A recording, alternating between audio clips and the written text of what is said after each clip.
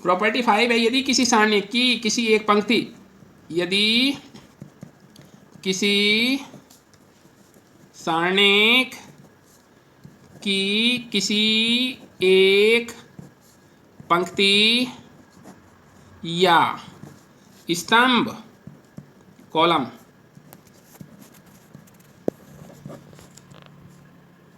स्तंभ के सभी अवयव एलिमेंट को किसी संख्या से गुणा कर दिया जाए तो सारणी के मान में भी उस संख्या से गुणा हो जाता है। बहुत ध्यान से देखेंगे आप इसका।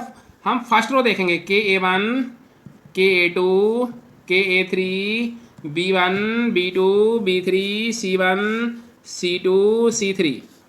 हमारे पास फर्स्ट रो में जो है बहुत ध्यान से देखने की आवश्यकता है। यहाँ पर इस डिटरमिनेंट में फर्स्ट रो में K आ रहा है, तो इस K को हम बाहर निकाल लेंगे। इस K को क्या कर लेंगे, हम सबसे कॉमन लेकर बाहर निकाल लेंगे। तो K बाहर निकालने के बाद बनता है A1, A2, A3, B1, B2, B3, C1, C2, C3। अर्थात फर्स्ट रो से हमने K बाहर किया तो बच जाता है K into A1, A2, A3, B1, B2, B3, C1, C2, C3। या जैसे दूसरा उदाहरण देखेंगे। दूसरा उदाहरण है 4, 8, 12, 3, 5, 7, 4, 2, 1। अब हम फर्स्ट रो में देखेंगे। फर्स्ट रो में कोई चीज़ कॉमन मिल रही है, 4, 8, 12, अर्थात 4 से डिवाइड हो रहा है, तो 4 को बाहर निकाल दिया हमने, तो यहाँ बन जाता है 1, 2, 3। फर्स्ट रो में 3, 5, 7, 4, 2, 1, अर्थात आपकी 1 से 5 तक की प्रॉपर्टी कंप्लीट हो गई। आप बहुत अच्छे प्रकार से समझ गए होंगे कि फर्स्ट रो से हमने जो है 4 कॉमन जो मिल रहा था वो हमने कॉमन बाहर ले लिया। तो कॉमन बाहर लेने के बाद बनता है 1, 2, 3। इसी प्रकार से गुण नंबर 6, प्रॉपर्टी 6 या गुण नंबर 6, यदि किसी सारणी की यदि किसी सारणिक की किसी पंक्ति रो पंक्ति अथवा स्तंभ कॉलम का प्रत्येक अवयव 2 या 2 से अधिक पदों का योगफल है। 2 या 2 से अधिक पदों का योगफल है, तब अब देखेंगे उदाहरण है इस प्रकार से। डिटर्मिनेंट का मान है A1 plus B1 C1 D1, A2 plus B2 C2 D2, A3 plus B3 C3 D3। ये डिटर्मिनेंट है। अब हम इसको अलग अलग डिस्ट्रीब्यूट्स कर लेंगे। हम देखेंगे फर्स्ट कॉलम में 2 पार्ट है, A1 प्लस B1, तो पहले डिटर्मिनेंट में फर्स्ट टर्म्स रखेंगे A1, A2, A3, C1, C2, C3, D1, D2, D3। और इसका फर्स्ट कॉलम का जो सेकंड पार्ट था plus B1, B2, B3, C1, C2, C3, D1, D2, D3, ये हमने अलग कर लिया। एक्चुअली फर्स्ट कॉलम में जो 2 पार्ट थे A1 प्लस B1, तो पहले डिटर्मिनेंट में तो A1, A2, A3 आ गया, और दूसरे डिटर्मिनेंट के फर्स्ट कॉलम में आ गया B1, B2, B3, और सेकंड कॉलम और थर्ड कॉलम सेम प्रकार से ही हमने रख दिए। ये प्रॉपर्टी नंबर 6 है। बच्चों आपकी समझ में अच्छी प्रकार से आ गया होगा। गुण नंबर 7 है, यदि सारणी की किसी एक पंक्ति या यदि सारणिक कि किसी एक पंक्ति या स्तंभ के सभी अवयवों में किसी अचर से गुणा करके, किसी अचर कांस्टेंट से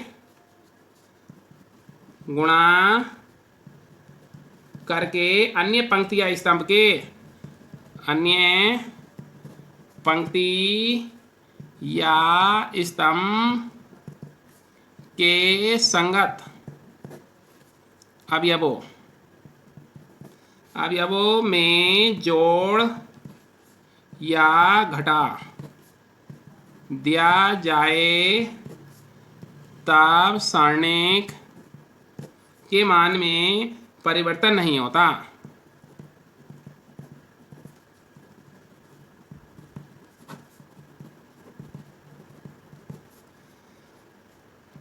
जैसे अब इसका जो है एग्जाम्पल देखिए बच्चों, A1 plus KB1, A2 plus KB2, A3 plus KB3, ये फर्स्ट कॉलम हो गया। सेकंड कॉलम और थर्ड कॉलम उसी प्रकार से लिखेंगे। सेकंड कॉलम में B1, B2, B3, C1, C2, C3।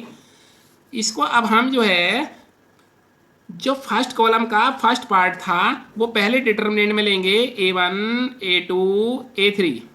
समझ गए होंगे आप। A1 प्लस KB1 था तो उसका फर्स्ट कॉलम का फर्स्ट पार्ट है A1, A2, A3, और सेकंड कॉलम और थर्ड कॉलम ऐसा लिख देंगे B1, B2, B3, C1, C2, C3।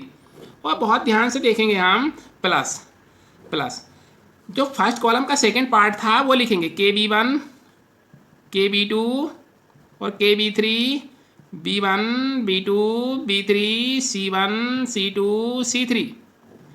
अब हमने जो है, जो फर्स्ट डिटर्मिनेंट था उसे तो ऐसे रख देंगे A1, B1, C1, A2, B2, C2, A3, B3, C3। किंतु जो सेकंड डिटर्मिनेंट था, सेकंड डिटर्मिनेंट का जो फर्स्ट कॉलम है उससे K बाहर आ रहा है। उससे क्या बाहर आ रहा है? K1। तो B1, C1, B2, C2,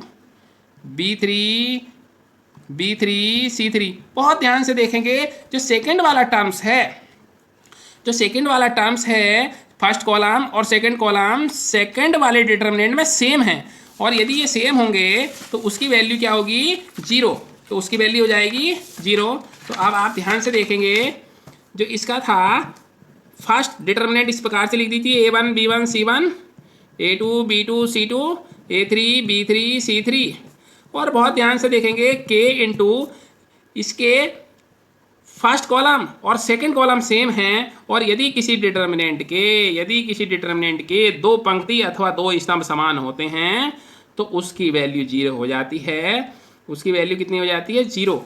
तो इसी प्रकार से हमारे पास इसकी वैल्यू आ गई A1, B1, C1, A2, B2, C2, A3, B3, C3।